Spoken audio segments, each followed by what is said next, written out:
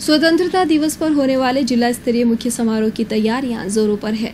उम्मीद राजकीय स्टेडियम में होने वाले समारोह में शिक्षा विभाग की ओर से हर बार की तरह इस बार भी सामूहिक व्यायाम और राजस्थानी नृत्य की प्रस्तुति दी जाएगी। विभिन्न स्कूलों के छात्र इन दिनों गौशाला मैदान में प्रैक्टिस कर रहे हैं। आप देख सकते हैं ये छात्र सामूहिक व्यायाम और राजस्थानी नृत्य की किस तरह प्रैक्टिस कर रहे हैं।